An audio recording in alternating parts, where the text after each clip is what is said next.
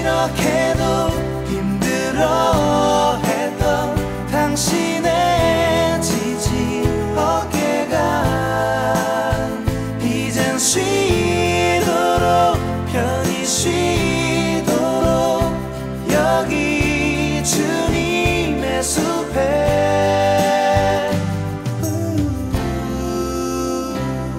서로 인사하겠습니다. 건강하시고 잘 되시고 평안하시기 바랍니다.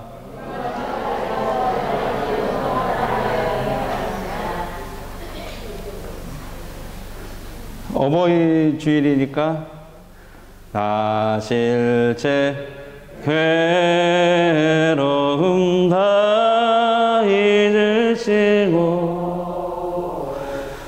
기르실 때 밤낮으로 애쓰는 마음 빈자리 마른 자리 아라니시며 손발이 나닳도록 고생하시네. 하늘 아래 무엇이 높다리요. 어머니의 은혜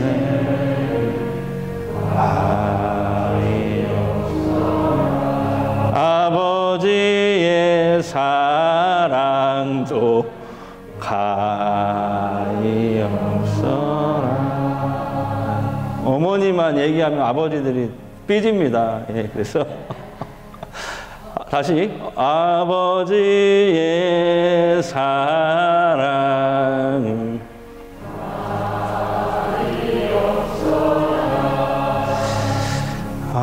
노아 시대에 하나님은 세상을 물로 심판하셨습니다. 무려 370일 동안 밤낮으로 하늘에서 비가 쏟아진 거예요. 몇 달 전에 전주에 하루 종일 비가 왔잖아요.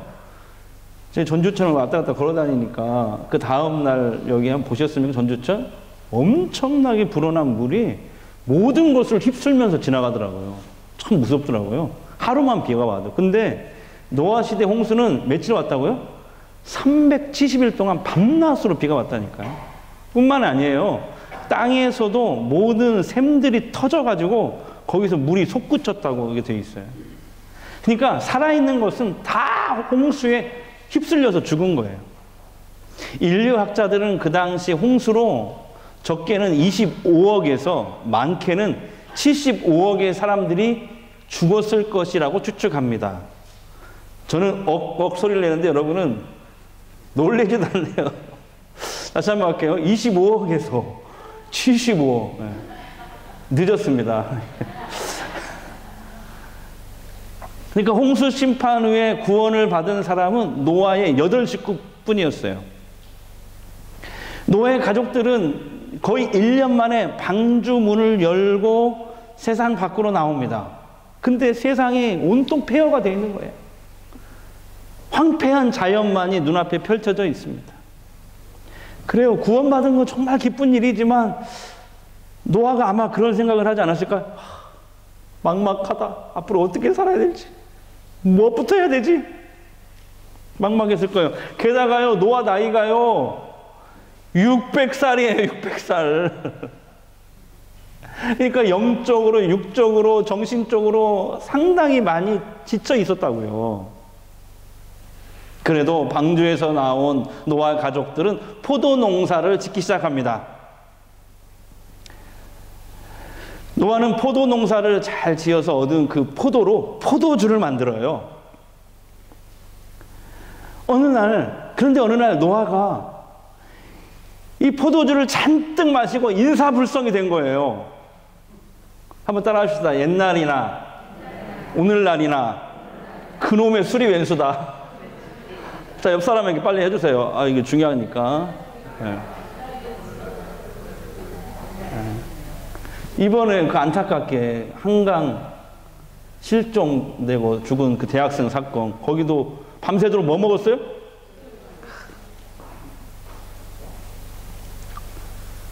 노아는 너무 취해가지고 몸에 열이 났는지 벌게 벗고 부끄러운 하체를 다 드러낸 채로 대자로 뻗어서 자기 텐트 안에서, 장막 안에서 잠을 잡니다. 아니, 하나님께 의인이라고 인정을 받았고 그 무섭고 큰 두려운 홍수 심판에서 구원을 받았던 노아가 이게 웬일입니까? 그래요. 아까 얘기했던 육체도 늙고 여러 가지 홍수 심판 후유증이 있겠죠. 그래서 아마 많이 지쳐 있었을 거예요. 그러니까 그 술 한 모금 먹으면 기분 좋아지잖아요. 그냥 한 모금 먹고 두 모금, 세 모금 먹다 보니까 그게 그냥 그렇게 된 거죠.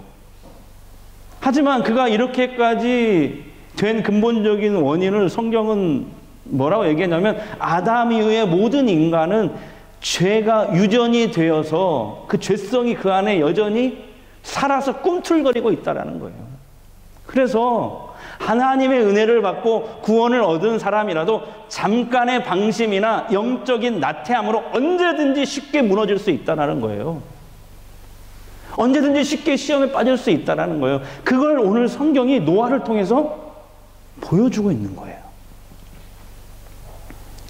노아가 술에 취해서 그런 어마무시한 추태를 부린 것도 위기지만 이 일을 계기로요, 노아는 세상에 말해 자기 아들 중에 하나를 크게 저주해 버리네. 그냥 보통 크게 저주한 게 아니에요. 왜냐하면 그 아들만 저주한 게 아니라 그 아들의 자손, 앞으로 태어날 후손들까지 저주를 해버린다니까요. 아니 여러분, 자기 아버지가 자기 아들을 저주를 하다니요. 이게 가정에 이보다 더 큰 위기가 어디 있을까요? 노아가 술에 취해가지고 전주말로 깨를 할딱 벗고 성기를 드러낸 거예요, 지금. 그러고 대자로 뻗어 잠을 잘 때 그때 아들, 둘째 아들 함이 그 모습을 처음 본 겁니다. 아버지의 수치스러운 모습을 본 함은 어떻게 했냐면요, 그대로 아무런 조치를 하지 않습니다. 그리고 밖으로 달려나가요. 그러더니 두 형제들에게 가서 이 사실을 알립니다. 자, 22절 본문 볼게요. 자, 시작. 가나안의 아버지 함이 그의 아버지의 하체를 보고 밖으로 나가서 그의 두 형제에게 알림에, 이렇게 되어 있어요. 여기서 알린다는 말을요, 원어로 보니까 와야게드라는 단어거든요. 이 말이 무슨 말이냐면 이런 뜻이래요. 즐거움을 갖고 설명하다. 에? 의도적으로 조롱하고 멸시하고 흉을 보다. 우리나라 성경에 알리라 이렇게 되어 있지만 이게 이 말이에요. 그러니까 평소에 함은 아버지를 공경하지 않고 가볍게 여겼음을 보여주는 행동입니다. 그래서 성경의 주석가들은요, 이렇게 얘기를 해요. 아마 함이, 아들 함이 평소에 아버지한테 막 꾸중을 여러 가지로 많이 들었을 거라고 말합니다. 그래서 함이 아버지한테 불만을 가지고 있는 거예요. 그런데 딱 걸린 거예요. 아버지가 지금 반격할 수 있는 기회를, 절호의 찬스를 잡은 거죠. 그러면서 그런 행동을 했다라고 주석가들은 얘기를 합니다. 그러나 함으로부터 아버지의 이야기를 들은 셈과 야벳은 달랐습니다. 곧바로 긴 겉옷을 어깨에 들쳐매고 뒷걸음질 쳐서 아버지 장막으로 들어가요. 왜 뒷걸음 쳤을까요? 아버지의 부끄러운 모습을 안 보려고. 이렇게 두 아들이. 그때 당시 겉옷은요, 밤에 이불로도 사용할 수 있는 큰 겉옷이었어요. 그리고 아버지의 그 부끄러운 하체를 끝까지 보지 않기 위해서 얼굴을 돌린 채로 아버지의 하체를 덮어드립니다. 그리고 그대로 나오는 거예요, 두 아들이. 이렇게. 그러니까 셈과 야벳은 평소에 부모를 공경하는 마음에서 나온 행동인 것입니다. 여러분, 이것이요, 성경에 기록된 인류 최초의 효도였습니다. 여러분들 그렇게 믿으시죠? 제가 이게 제목을 붙였는데 참 잘 붙였죠? 네. 동의하시나요? 그잖아요. 네. 술에서 깬 아버지 노아는 새 아들이 자기에게 했던 행동을 알게 돼요.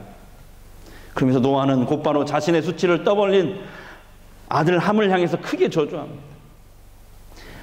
함의 후손 가나안까지도 저주를 했을 정도예요. 자, 본문 25절 보겠습니다. 이렇게 저주합니다. 이에 이르되 가나안은 저주를 받아 그의 형제의 종들의 종이 되기를 원하노라. 노아의 저주는 이런 거죠. 앞으로 함과 그 후손들이 그 형제들의 종이 되기를 바란다. 이런 저주였어요. 그러나 여러분, 아버지의 수치를 덮어준 셈과 야벳에게 노아는 축복합니다.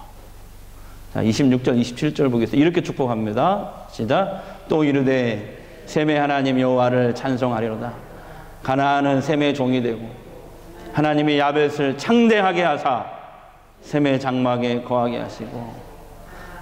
예, 셈의 하나님을 찬송하리로다. 무슨 말이냐면 하나님께서 셈과 그 후손들에게 큰 축복을 베푸시기를 원한다. 이런 뜻입니다.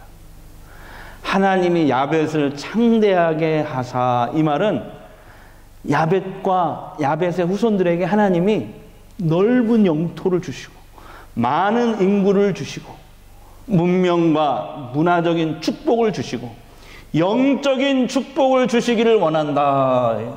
이런 뜻입니다. 근데 여러분, 아니, 솔직히 한번 까놓고 얘기해 봅시다. 아니, 모든 문제와 발단은 누구였어 지금? 아버지잖아요. 아버지 노아가 저지른 거잖아요. 죄송합니다. 잘못을 했으면 술이 깨고 나서 어떻게 해야 돼요? 자식한테 아유, 미안하다, 사과를 하고 부끄러워하는 게 맞지. 자, 이런 표현 정말 죄송합니다.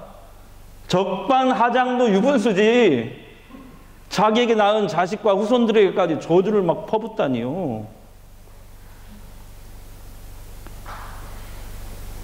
자식이 아무리 잘못을 해도 부모는 사랑으로 감싸는 것이 동서고금을 막론하고 이게 인지상정 아닌가요? 아, 죄송합니다. 제가 계속 문자를 쓰네요. 어버이 주일이라 이해하시기 바랍니다. 다 이해하셨죠? 예. 저쪽에서는 제가 이걸 다 풀어서 얘기했습니다만, 예. 그동안 노아의 신앙은 가식적이고 거짓 신앙인 것입니까? 하나님 앞에서만 경건한 척하고 집에 가서는 자식들에게 막 그 후손들에게까지 저주를 퍼부을 정도. 노아의 신앙이 의심될 정도입니다. 지금.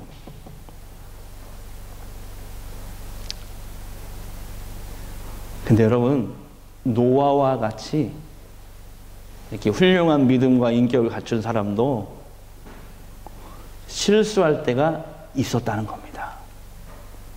그래요. 사람은 누구나 허물이 있고 실수할 수밖에 없는 죄인이기 때문에 그렇습니다.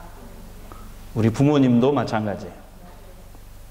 근데 만약에 여러분이 여러분의 부모님의 어떤 허물과 치명적인 실수를 알게 되고 보게 되었다. 그럼 여러분은 어떻게 하실래요? 여러분은 어떻게 하실래요? 자, 1번. 아무리 부모라도 약점과 허물, 실수가 있다면 자식이 함처럼 지적해서 고칠 수 있으면 그게 합리적이고 옳은 거 아니냐 라고 생각하십니까? 아니면 셈과 야벳처럼 그래도 부모님인데 나를 낳아주시고 길러주신 분인데 부모의 어떤 허물과 실수라도 난 다 덮을 수 있어 라고 생각하시나요? 여러분 어느 쪽이세요? 1번? 2번? 게다가 말이에요, 또 죄송합니다. 문자 써서 설상가상으로 만약 여러분의 부모님이 나에게 깊은 상처를 주고 내 마음에 깊은 원망을 심어 주었다면 그런 부모를 내가 어떻게 사랑하고 공경할 수 있는 걸까요? 어떤 교수님이 어버이날을 맞이해서 설문조사를 했대요. 서울시에 거주하는 대학생들을 상대로 해서 설문조사를 했는데 제가 그 신문 기사를 보고 너무 충격을 먹었어요. 아, 요즘에 젊은 사람들이 이런 생각을 가지고 있구나. 질문이 이거였어요. 아버지에게 원하는 것이 무엇입니까? 그때 대답이 뭔지 아세요? 이거에게 돈을 원한다. 약 40%의 대학생들이 서울시에 거주하는 대학생. 그 다음에 두 번째 질문이 뭐였냐면, 여러분의 부모가 언제쯤 죽으면 가장 적절한가? 그랬더니 대부분의 학생이 뭐라고 대답한 줄 아세요? 63세. 왜 그러냐면, 왜 그러냐 그랬더니, 그때쯤 은퇴하고 퇴직금을 남겨놓고 바로 돌아가시면 그게 우리 자식들한테 얼마나 도움이 되겠냐 이거야. 입에 안 다물어지네 내가 지금. 어쩌다 이 시대의 젊은이들이 부모 재산이라는 논의는, 죄송합니다, 강도가 되었는지 모르겠어요. 다들 나만 잘 살려고 생각하지, 나를 낳아주시고 키워주신 부모를 사랑하고 섬기는 데 무관심한 것이죠. 어떤 자식들은요, 부모님 부양하기 싫어가지고 멀리 이사 갑니다. 그럼 부모님은 말도 못하고 그런 자식 보면서 말도 못하고 혼자 슬퍼하고 외로워하다가 고독사 하는 경우가 요즘 점점 많아지고 있다는 거예요. 고독사. 뉴스에서 보셨죠? 고독사.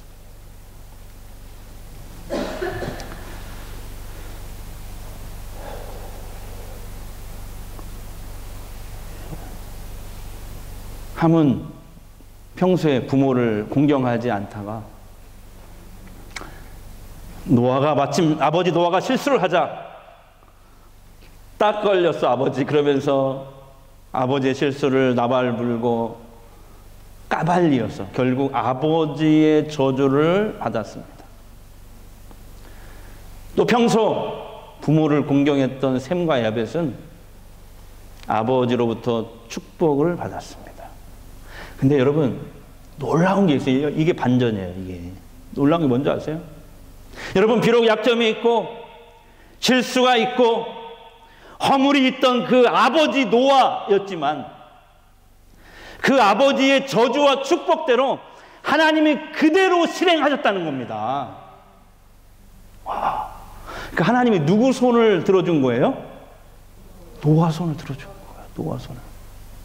이건 성경과 역사가 증명하고 있어요. 많은 인류학자들이 말을 하는데요, 역사를 이렇게 조사를 해보니까 노아의 저주대로요, 이 함의 후손들, 가나안 족속이 대표적으로 가나안 족속이라고 하는데, 이 가나안 족속이 어떻게 됐습니까? 셈의 후손들인 여호수아와 이스라엘 족속들로, 이스라엘 백성들로 인해서 땅을 빼앗깁니다. 가나안 땅.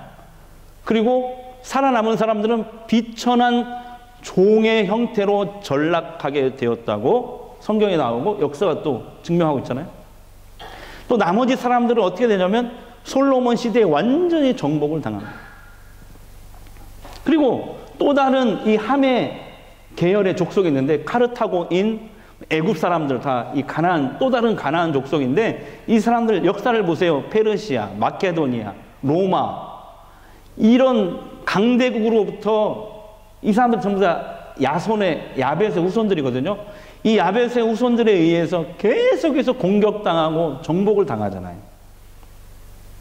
근데 노아가 축복했던 그 아들 셈의 후손들이, 그 계통에서 이스라엘 민족이 나오거든요.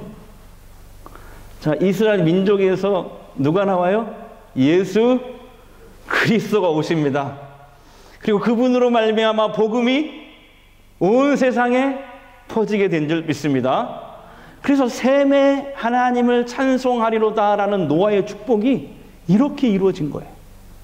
그다음에 야벳의 후손들, 야벳의 후손들은 인류학자들은 주로 유럽 사람들이라고 얘기하고 있거든요. 구라파 사람들. 자, 노아의 축복대로 야벳의 후손들이 어떻게 됐는가 보세요. 넓은 영토를 가졌죠. 많은 인구를 가졌죠. 세계의 문명과 문화를 주도했잖아요. 힐압 철학, 법, 민주주의의 토대를 만들었죠. 기독교를 확산시켰잖아요. 이게 전부 다 유럽 사람들에 의해서, 야벳의 후손들에 의해서 모두 이루어진 줄 믿습니다. 네. 그래요. 하나님은 비록 실수와 허물이 많은 아버지 노아지만 그 노아의 축복과 저주대로 하나님이 행하셨습니다. 근데 왜 하나님이 왜 그러셨을까요? 하나님이 왜 그러셨을까요? 하나님께서 세상 모든 자녀들에게 부모 공경을 원하시기 때문에 그렇습니다. 그뿐만 아니에요. 오늘 정말 중요한 것을 하나님이 오늘 본문을 통해 가르쳐주는 그게 뭐냐면, 하나님은 이 세상 모든 부모에게 자녀 축복권을 주셨다. 이것을 알게 해 주시려고. 이 본문이 시작이고요. 그 뒤에 성경을 읽어보면 아버지가 축복할 때 아브라함이 이삭이 예? 야곱, 에서가 있는데 야곱에게 축복하는데 그 축복이 야곱에게 흘러가죠. 야곱은 또 요셉의 두 아들 에브라임과 므낫세를 축복하는데 이렇게 축복하잖아요. 오른쪽으로 한 게 진짜거든, 이게. 이런 걸 봐서 오늘 본문이 시작해. 하나님이 세상 모든 부모에게 자녀 축복권을 주셨다. 자, 옆 사람에게 한번 해보세요. 이거 정말 중요하거든. 빨리 옆 사람에게. 야, 한번 해봐요.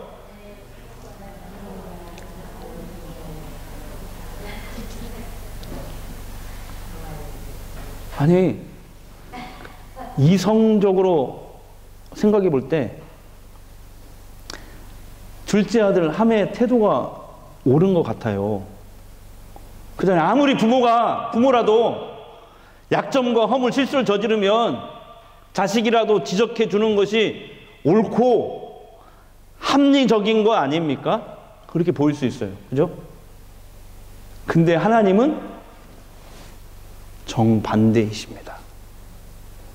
그 우리 생각이고 하나님은 아니라는 거예요.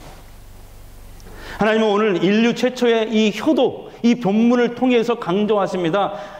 진정한 부모의 공경은 셈과 야벳처럼 자기 부모의 허물과 약점, 실수를 덮어주는 것이다. 내가 이걸 원한다. 하나님은 후에 모세를 통해서도 그 부모 공경을 세상에 십계명으로 주셨어요. 십계명이 뭐예요? 이것은 선택이 아니라 반드시 하라는 거잖아요. 십계명의 5계명이 뭐예요? 내 부모를 공경하라. 한번 보겠어요? 신명기 5장 16절. 자, 시작. 너는 내 하나님 여호와께서 명령한 대로 내 부모를 공경하라. 그래야면 내 하나님 여호와가 내게 준 땅에서 내 생명이 길고 복을 누리리. 여기서 공경하다는 말은요, 히브리어로 카베드라는 단어입니다. 카베드. 무슨 말이냐면 카베드, 공경. 이 말이 부모를 가볍게 여기지 말고 소중히 여기다.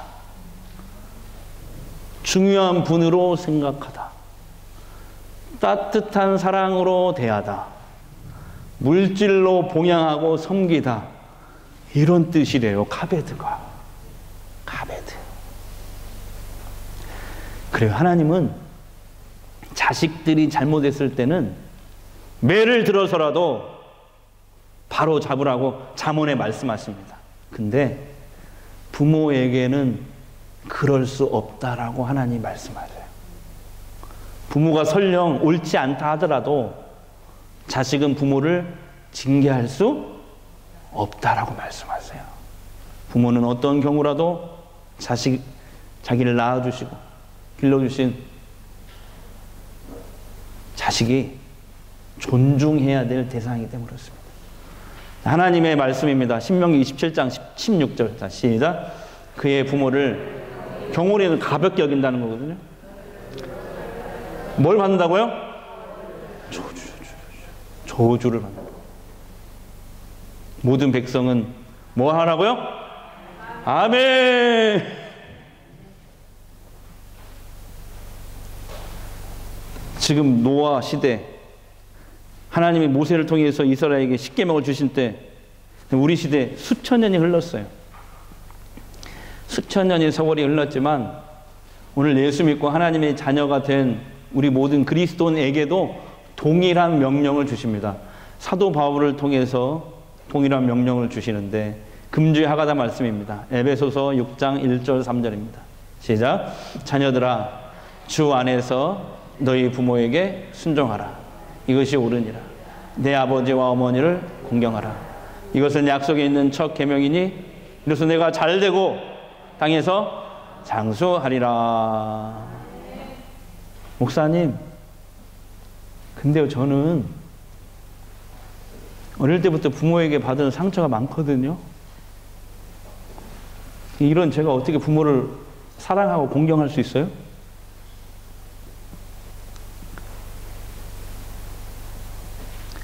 그래, 여러분의 부모님은 자식을 위해 모든 걸 바친 분일 수 있습니다.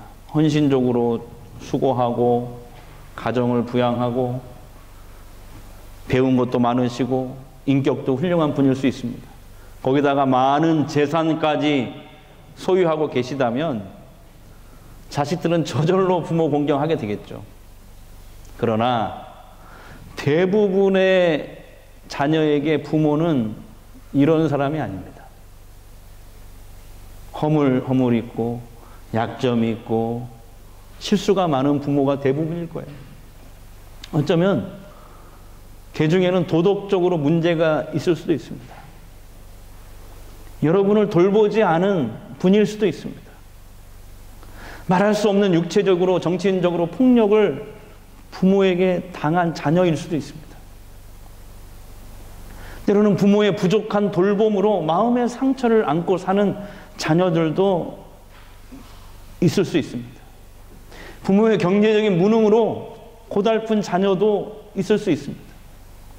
부모의 무관심과 외도, 음주 속에서 멍든 가슴을 부여잡고 지금도 사는 자녀들이 있을 수 있습니다.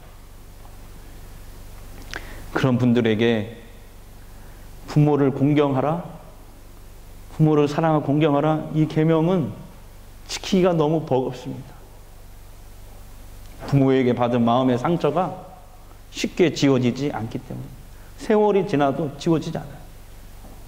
그런데 우리 기억해야 돼요. 하나님은 만약에 너희 부모가 공경을 받을 만하면 내 부모를 공경하라, 이렇게 말씀하지 않으셨어요. 그냥 내 부모를 공경하라, 이렇게만 말씀하셔요. 부모에게서 받은 상처를 극복하기 위해서는요, 더 크고 지속적인 하나님의 은혜가 내게 부어져야 돼요. 그 크신 하나님의 넘치는 사랑이 내게 있어야 돼요. 우리의 사랑으로는요, 미움과 상처를 극복할 수 없어요. 그러나 하나님의 그 크신 사랑은 사람에게서 받은 모든 상처를 이기게 합니다. 그래서 여러분, 하나님께 받은 십자가 사랑을 생각해 보세요. 우리는 원래 죄짓고 본질상 하나님께 진노의 자녀들 아니었어요? 하나님과 원수된 본질상 죄인들 아니었습니까? 그런 하나님께서 우리를 구원하시기 위해서 자기 독생자 아들 예수님을 십자가에 내주시기까지 했어요. 우리에게 구원의 길을 여셨고, 우리에게 은혜를 주셨고, 우리에게 믿음을 주셔서 예수 믿게 하셨어요. 우리를 자녀 삼아 주셨어요. 그래, 육체의 아버지로부터 받지 못한 사랑, 우리가 몰라서 그러지 하나님이 넘치도록 채워주셨잖아요. 육체의 어머니에게 받지 못한 돌봄, 하나님이 우리에게 베풀어 주시고 있잖아요.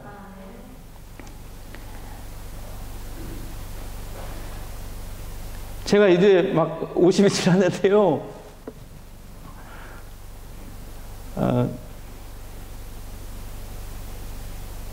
50이 되어서 부모에 대한 심정을 알게 됐어요. 50이 되어서 철이 든 거죠. 제 이름이 철인데 50이 되어서 철이 든 거야.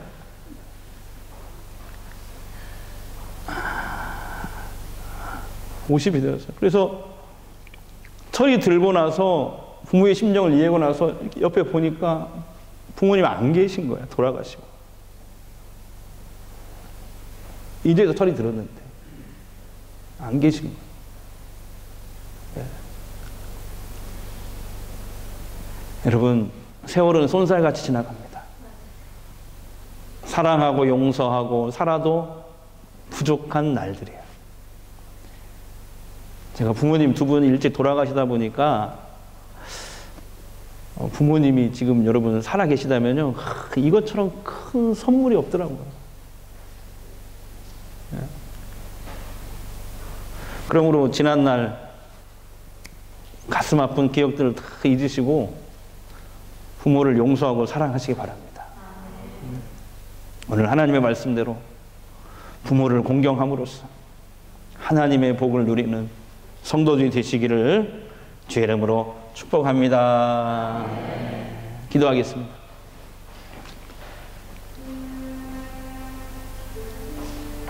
하나님,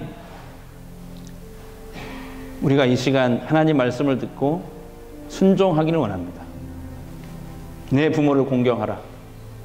내가 이 땅에서 잘 되고 장수하리라. 부모를 공경하는 사람은 부모의 허물을 덮어드리는 자녀임을 알았습니다. 부모를 가볍게 여기지 않고 정신적으로, 물질적으로 잘 섬겨드리는 것임을 알았습니다. 그런 하나님의 복된 자녀들이 되게 하옵소서. 특히 우리 가운데 부모님으로 인하여 마음에 큰 상처를 입고 있는 분이 있다면 이 시간 그에게 하나님의 그 크신 사랑을 부어주십시오. 십자가에서 우리에게 베푸신 그 크신 하나님의 사랑을 기억하게 하옵소서. 그 하나님의 사랑으로 상처를 극복하고 부모님을 다시 사랑하고 공경할 수 있는 놀라운 체험을 하게 하옵소서. 예수님 이름으로 기도합니다.